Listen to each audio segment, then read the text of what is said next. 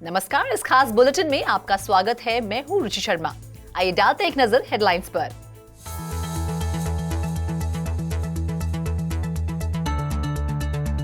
RBI के डर से पेमेंट एग्रीगेटर ने क्रिप्टो करेंसी से बनाई दूरी। यूएस ग्रोथ और युद्ध के संकटों के बीच क्रिप्टो करेंसी में आई गिरावट। बेनोस एरीज सिटी ने निवासियों को दी क्रिप्टो में टैक्स पेमेंट करने की अनुमति। कमल हासन स्टारर विक्रम की कान में विस्टावर्स पर लॉन्च की जाएगी एनएफटी। फायरब्लॉक्स ने टेरा के डीफाई इकोसिस्टम तक इंस्टीट्यूशनल पहुंच को किया एक्सपैंड। बाइनेंस ने की यूक्रेनी शरणार्थियों के लिए क्रिप्टो कार्ड की घोषणा। फ्लोकी इनू ने लंदन में कंट्रोवर्शियल एड कैंपेन को किया शुरू। 2026 तक $12 ट्रिलियन तक पहुंचेगा डिजिटल वॉलेट का इस्तेमाल।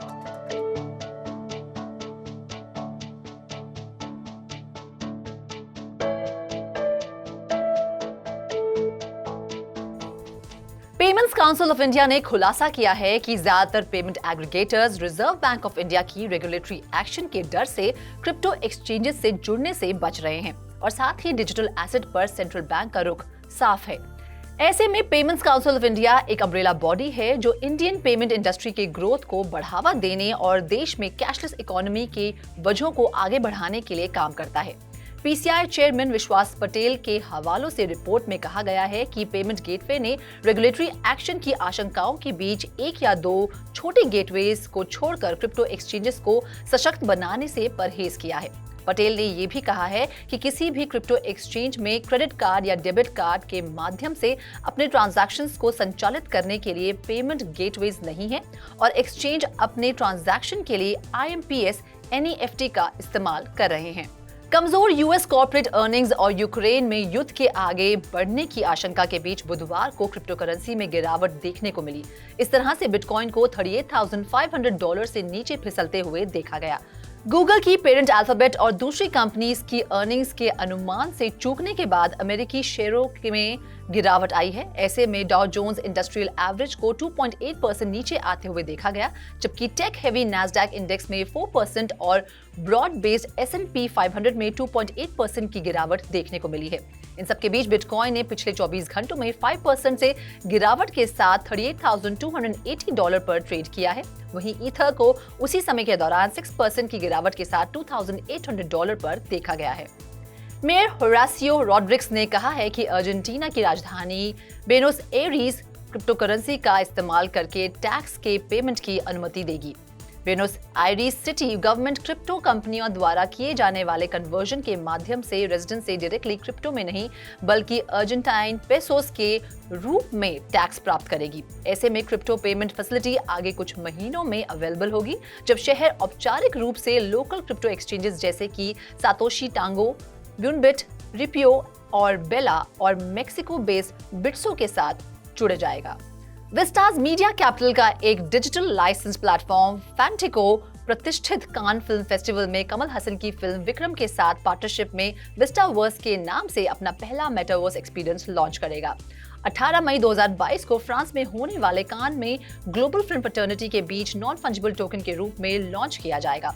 फिल्म में बतौर लीड कमल हसन, विजय सेतुपति और फहाद फासिल हैं, जिसे लोकेश कनगराज द्वारा डायरेक्ट किया गया है। फिल्म का म्यूजिक अनिरुद्ध का है और फिल्म कमल हसन और आर महेंद्रन द्वारा प्रोड्यूस की गई है।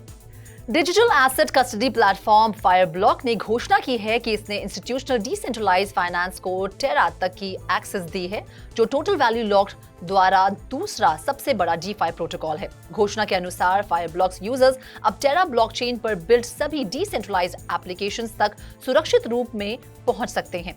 इस तरह से ये लॉन्च फायरब्लॉक्स के अर्ली एक्सेस प्रोग्राम यूजर्स के रिस्पांस में है, जिन्होंने इसके इंटीग्रेशन के लाइव होने के पहले 72 घंटों के भीतर टेरा D5 इकोसिस्टम में $250 मिलियन से ज्यादा का इन्वेस्टमेंट किया है। वहीं एक्सपर्ट्स के अनुसार टेरा के साथ फायरब्लॉक्स का इंटीग्रेशन प्रेवलेंट इकोसिस्टम में मौजूदा खामियों को दूर करता है, क्योंकि कन्वेंशनल वेब 2.0 इकोसिस्टम में प्लेटफॉर्म की दीवारों के भीतर डी एप्स और कम्युनिटी तक पहुंचने के लिए एक कुशल तरीके की कमी है।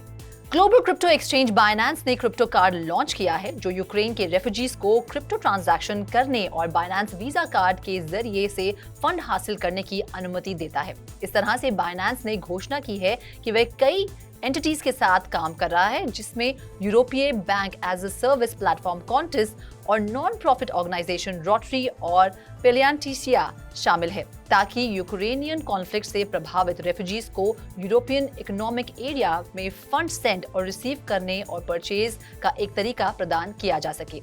ऐसे में बाइनेंस चैरिटी के प्रमुख हेलन हाई ने एक इंटरव्यू में कहा है कि कार्ड कमर्शियल प्रोडक्ट नहीं है, बल्कि इसका मेन ऑब्जेक्टिव डोनेशंस प्राप्त करके और खर्च करने के लिए एक फंक्शनल पेमेंट इंस्ट्रूमेंट प्रदान करता है। आगे हाई ने समझाया कि ये एक महत्वपूर्ण तरीका है जिससे दुनिया देख सकती है कि क्रिप्टो समाज में कैसे भूमिका निभा रहा है। डोजकॉइन के प्रतिद्वंदी फ्लोकी इनू ने लंदन में एक एग्रेसिव मार्केटिंग कैंपेन शुरू कर दिया है जिसके लिए वह शहर के रेलवे स्टेशंस और पॉपुलर रेड बसेस का इस्तेमाल कर रहा है। फ्लोकी इनू ने रविवार के ब्लॉग में नए कैंपेन की घोषणा की है जिसमें कहा गया है कि लोगों की क्रिप्टो करेंसी सोमवार से शहर के 100 बसेस और अंडरग्राउंड ट्रेन स्टेशंस पर 203 पोस्टर्स के ऐड शुरू कर रहा है। ऐसे में मीम कॉइन के लिए नया कैंपेन 2021 के एंड में इसी तरह के मार्केटिंग ब्लिट्स के बाद करते हुए देखा गया। दरअसल London assembly mayor Shaun Bailey के साथ हलचल तब पैदा हुई थी जब उन्होंने शहर के रेल और बस नेटवर्क पर सभी क्रिप्टो करेंसी एड्स पर प्रतिबंध लगाने की मांग की थी। हालांकि फ्लोकी इनू के डायरेक्टर ऑफ मार्केटिंग साबरे ने घोषणा में जोर दिया कि रेगुलेटरी पुशबैक के बावजूद टीम का पीछे हटने का कोई इरादा नहीं है। जुनिपर रिसर्च की एक नई स्टडी के अनुसार अगले 4 साल में एनुअल डिजिटल वॉलेट ट्रांजैक्शन का मूल्य $4.5 ट्रिलियन तक बढ़ने के लिए तैयार है, जिसकी वजह से पेमेंट सॉल्यूशन जैसे कि बाय नाउ पे लेटर और क्रिप्टो करेंसी की लोकप्रियता में वृद्धि हुई है।